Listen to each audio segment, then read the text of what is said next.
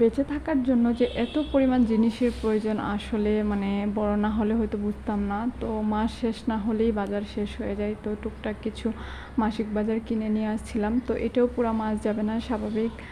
তো এত পরিমাণ মানে দুইজনের খাবার যা পুরো ফ্যামিলির জন্য ওই খাবারই লাগে। ধরেন 2 কেজি পেঁয়াজ আপনি আপনার ছোট ফ্যামিলির জন্য যেটুকু রান্না করবেন, বড় ফ্যামিলির জন্য কিন্তু সেম মরিচ পেঁয়াজ লাগে, এটাই স্বাভাবিক। তো যাই হোক, এই যে একটু একটু করে বাজার করে নিয়ে আসছিলাম। এত জিনিসপত্রের দাম, বাবারে বাবা, কি আর বলবো। মাসে এই বাজারগুলো আসলে কুলায় না, 20 তারিখের পর সব শেষ হয়ে যায়। তো বাসায় তারপরে অর্ধেক কিছু আছে, যার জন্য বেশি বাজার করা হয়নি।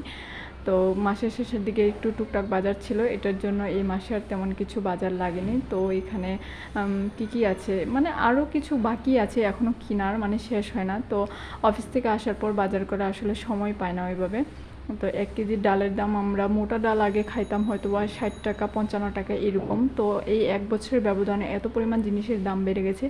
তো মোটা ডাল কিনতে গেলেই কিন্তু এখন 1 কেজি ডালের দাম 120 টাকা পড়ে। তো খোলা ডাল যেটা, তো প্যাকেটের কথা তো বাদই দিলাম।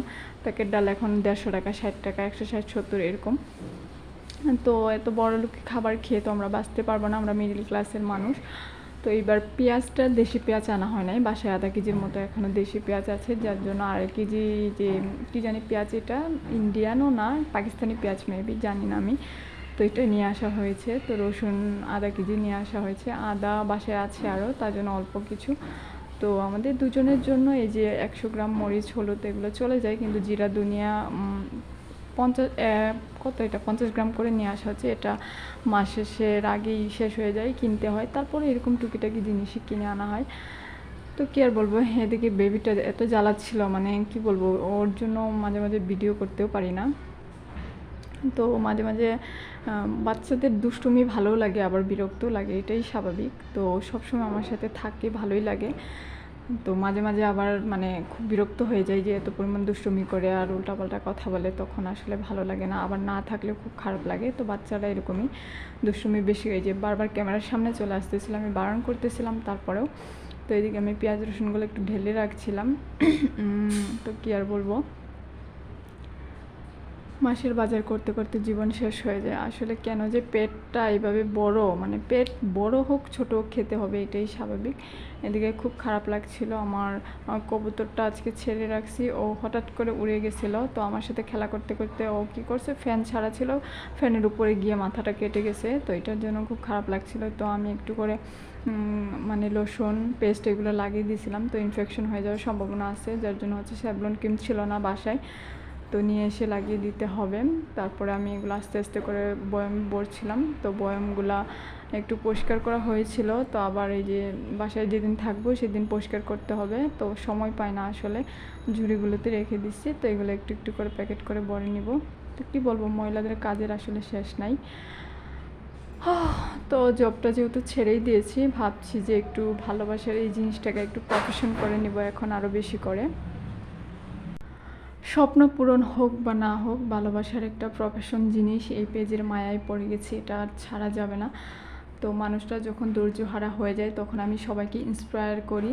তো আমাকে কে ইন্সপায়ার করবে আমি জানি না, আমিও মাঝে মাঝে হতাশ হয়ে যাই। তখন আমার কিছু প্রাণের আপুরা আছে, তো তাদের সাথে হয়তো অনলাইনে পরিচিত, কিন্তু তারা আসলে একটা ফ্যামিলি মেম্বারের মতো হয়ে গেছে। আমরা ওখানে অনেকজনকে অনেক কথা বলি, আবার সরি বলি, নিজেরা নিজেরা মানিয়ে চলি। আসলে এখন একটা বয়স, আমরা অ্যাডাল্ট পারসন, তো কিছু কিছু অল্প কিছু জিনিস নিয়ে আসলে মন কালাকালি করে সবার সাথে বসে থাকলে তো হবে না। হাজার হোক অনলাইনে তো সবাই খারাপ হয়ে যায় না। তো আমাদের প্রাণের আপুরা আছে, তো ওরা আমাকে ইন্সপায়ার করে যে আপু আপনি তো আমাদেরকে উল্টা উৎসাহ দেন, এখন আপনি নিজেই কেন ভেঙে পড়ছেন, অবশ্যই করতে হবে। তো আমিও তাদের কথাই করি। আসলে ভালো লাগে, ইনকাম করি আর না করি, তাদের সাথে একটা বন্ধুত্ব, তাদের ভিডিওগুলো দেখা, তাদের লাইভে গিয়ে তাদের সাথে আড্ডা দেওয়া, কথা বলা, এটাও একটা মানে ভালোবাসার একটা বন্ধন। তো ভালোবাসার বন্ধন অনেকভাবে হয়, শুধু যে হাজব্যান্ড ওয়াইফ তাদের সাথে ভালোবাসা হয় না, বাবা মা তাদের সাথে হয় না, কিছু কিছু অপরিচিত অনলাইনে না দেখা মুখগুলোর সাথেও আসলে ভালোবাসার একটা অঙ্গীকারনামা থাকে, যেটাকে আমরা আসলে মনের ভাব প্রকাশ করেও বলতে পারবো না। এটাই হচ্ছে মানে দুনিয়ার হয়তো নিয়ম। তো অনলাইনে অনেকেই আছে অনেকভাবে, অনেকে ধোঁকা দেয়, অনেক কিছু করে।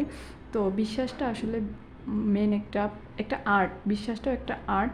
তো যে বিশ্বাসটা সবাই অর্জন করতে পারে না, তো আমাদের গ্রুপের আপুরা কিছু আছে, আমরা সবাই মিলে একটা ভালোবাসার বন্ধন করে একটা ভালোবাসার আর্ট তৈরি করে পেরেছি।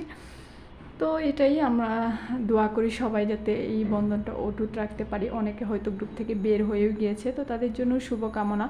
তো অ্যাডাল্ট পারসন হয়ে গেছি, অল্প কিছু মন নিয়ে সবাই বের হয়ে যায় একটু মন কালাকালি হলে। তো আমি আগে এরকম করতাম, কিন্তু আমার মনটা একটু বলতে গেলে নরমই।